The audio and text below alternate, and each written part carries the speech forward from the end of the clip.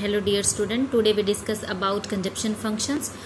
Last day we discussed about conjunction function and relationship with income. We clarify this concept with the diagram. Please see it. Relationship with conjunction and income. Income start with the origin point of 0. Within the period, income increase 5, 10, 11, 12, 20, 30, 40 infinity कि धीरे धीरे continuously income increase होता है.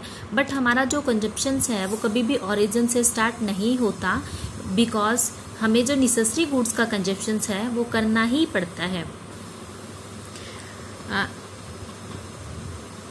It is the equilibrium point. At that point income is equal to consumption because a person spend whole their income in consumption. After the point of equilibrium या break even point, income increase, consumption increase but less than the income. consumption increase होगा but less than income. वो उतना increase नहीं होगा जितना income increase हो रहा है. First stage, consumption is greater than income. In second stage, consumption is equal to income. And third stage, income is greater than consumptions. Starting point of consumption, midpoint of consumption, and increasing point of income. Yes, today we discuss about slope of consumption functions. Consumption function slopes depend on the MPC. What is the MPC? MPC is marginal propensity to consume, shows the relationship between income and consumption. How much income changed consumption? MPC shows the relationship between consumption and income and shows the how much consumption changed due to change in income. ये देखिए, ये हमारा income है, ये consumption है. Income में change होने की वजह से कंजप्शन में कितना चेंज होता है ये शो करता है उसका स्लोप डिपेंड करता है एमपीसी पे, marginal propensity to consume. Every consumer की वो प्रोपेंसिटी बताता है, कैपेबिलिटी बताता है, क्षमता बताता है कंजप्शन करने की, कंज्यूम करने की, कि how much change in income then how much change in consumptions. Delta shows the change कि इनकम में चेंज होने की वजह से हम कंजप्शन में कितना चेंज करते हैं. How much change in income then how much change in consumption.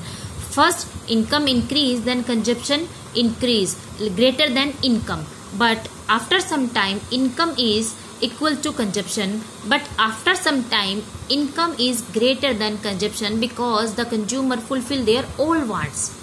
After that he wants to more and more save. Slope of consumption line indicates consumption function needs some elaborations. It refers to the rate of at which in consumption increase in response to given increase in income. It indicates the proportion of additional income that goes to consumption. जो मैंने explain किया ये वही है कि जो हमारा consumption है वो रिस्पॉन्स करेगा इनकम के डिक्रीजिंग या इंक्रीजिंग होने पर. अगर इनकम इंक्रीज होता है देन हमारा कंजप्शन इंक्रीज होगा, इनकम डिक्रीज होगी देन कंजप्शन हमारा डिक्रीज होगा. हमारा जो कंजप्शन है वो डिपेंड करता है इनकम पर. देखिए कि अगर इनकम में इतना चेंज हो रहा है तो हमारे कंजप्शन में इतना चेंज हो रहा है. ठीक है, ये है हमारा MPC, marginal propensity to consume, जो शो करता है डेल्टा वाई. जिसमें चेंज होगा उसको हम नीचे लेंगे, जिसमें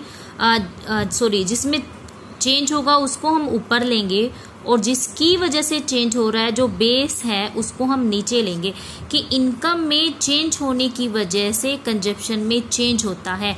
अगर इनकम इंक्रीज होगी देन कंजप्शन इंक्रीज होगा, इनकम डिक्रीज होगी तो हमारा कंजप्शन डिक्रीज होगा. इनकम एंड कंजप्शन का पॉजिटिव रिलेशनशिप होता है. Consumption function is the function of income. Consumption is positive related with the income increasing then consumption increasing, income decreasing then consumption decreasing. Positive relationship within two. APC is ratio between total consumption and total income. जो हमारा APC है वो shows करता है on an average कि जो total consumption और total income है जितना भी चेंज होगा ऑन एन एवरेज उसी को ही एक्सप्लेन करेगा। लेकिन जो हमारा एमपीसी है वो चेंज को शो करता है। देखो एपीसी जब निकलेगा जब टोटल कंजप्शन जितना भी है उसको हम यूनिट से डिवाइड कर देंगे, टोटल इनकम हमारा जितना भी है उसको हम यूनिट से डिवाइड कर देंगे, हमारा टोटल कंजप्शन और टोटल इनकम वेरीफाई हो जाएगा। अगर हमें टोटल कंजप्शन फाइंड आउट करना है तो टोटल कंजप्शन को हम उसकी यूनिट से डिवाइड करेंगे, टोटल इनकम फाइंड आउट करना है तो टोटल इनकम को हम उसकी यूनिट से डिवाइड करेंगे। लेकिन एमपीसी जो है वो टोटल कंजप्शन में चेंज को, यानी कि एक अलग एक्स्ट्रा एडिशन यूनिट चेंज करने की वजह से क्या चेंज आएगा टोटल कंजप्शन में, या एक एडिशन यूनिट डिक्रीज करने की वजह से क्या चेंज आएगा इनकम में, कि कोई चीज ऐड करने से या सब्सट्रैक्ट करने से इनकम में या कंजप्शन में चेंज आता है, वो शो करता है हमारा एमपीसी। फॉर एग्जाम्पल हमारा इनकम दे रखा है 150, हमारा कंजप्शन है 140, 140 को 150 से डिवाइड करेंगे 0.933 आ गया एपीसी। एपीसी का सिंपल सा फॉर्मूला है, हमें डिवाइड करना है सी अपॉन वाई, और एमपीसी का है delta C upon delta Y. ठीक है, डेल्टा सी हमारे पास 50 है, डेल्टा वाई हमारे पास 50 है, डेल्टा सी हमारे पास 40 है, 0.8। लेकिन ये 50 आया कहाँ से? ठीक है, यह मैटर करता है कि ये 50 हमारे पास आया कहाँ से। देखिए, ठीक है, अगर हमें एपीसी फाइंड आउट करनी है तो हम करेंगे C upon Y, 40 upon 50, 70 upon 150, 150 upon 200, 200 upon 250। अगर हमें फाइंड करनी है एमपीसी तो हमें चाहिए डेल्टा। अब डेल्टा बनाने के लिए क्या करना है, देखो ये unit first, second, third, fourth. ठीक है, फर्स्ट यूनिट से हम सेकंड पे गए तो कितने का डिफरेंट आया है, इनकम में कितना चेंज आया है 100 का, कंजप्शन में कितना चेंज आया है 30 का।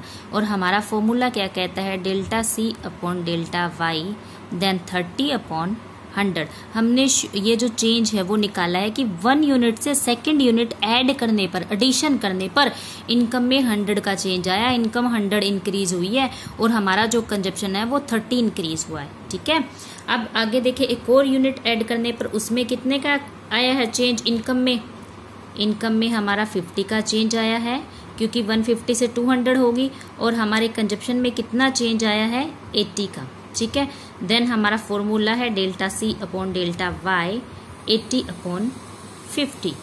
ठीक है, इस तरीके से हमें फाइंड आउट करना है MPC, change delta Y upon delta C, और एपीसी हमारा सी अपॉन वाई। ये सिंपल टोटल कंजप्शन और टोटल इनकम को एक दूसरे से डिवाइड करके हम फाइंड आउट कर सकते हैं।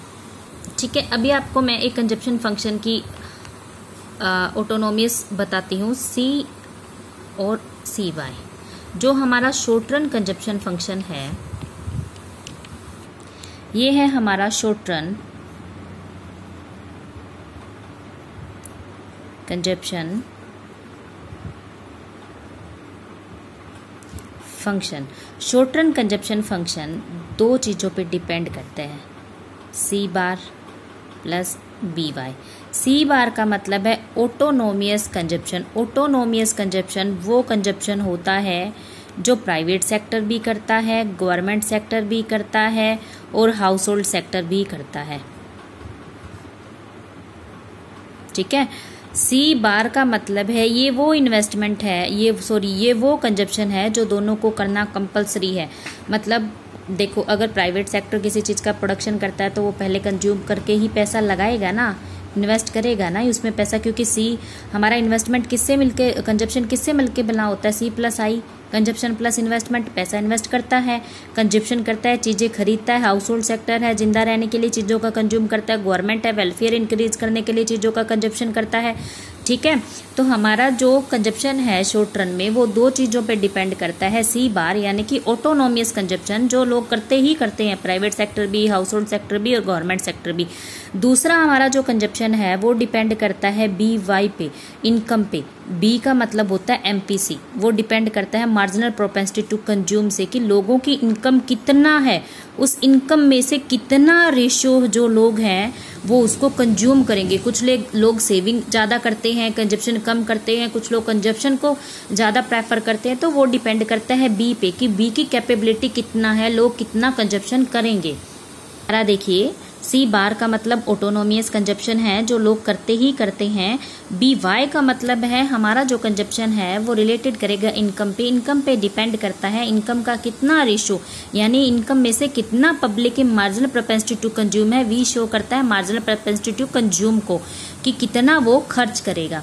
ठीक है, ये देखिए हमें गिवन है कंजप्शन 20 + 0.8Y और इनकम है हमारी 150। तो वो न्यूमेरिकल देता है कि किस तरीके से हम हमारा कंजप्शन फाइंड आउट कर सकते हैं, ऑटोनोमियस कंजप्शन। ठीक है, 20 + 0.8Y, इनकम कितना है हमारा 50, 20 प्लस इन दोनों को मल्टीप्लाई कीजिए 40, कंजप्शन कितना आएगा हमारा 60। जो ऑटोनोमियस कंजप्शन है वो हमारा 60 होगा, क्योंकि MPC हमारी कितनी है 0.8, हमारी इनकम कितना है 50। MPC को अगर हमारी इनकम के साथ मल्टीप्लाई करेंगे तो हमें हमारी जो टोटल इनकम है वो पता लग जाएगी। Okay dear student, MPC, APC और कंजप्शन फंक्शन से रिलेटेड जितने भी न्यूमेरिकल है आप उसको फाइंड आउट कीजिए। अगर कोई प्रॉब्लम आती है देन मैं अवेलेबल हूँ, आप मुझसे पूछ सकते हैं। कल हम न्यूमेरिकल करेंगे APC, MPC and consumption functions के। Thank you students.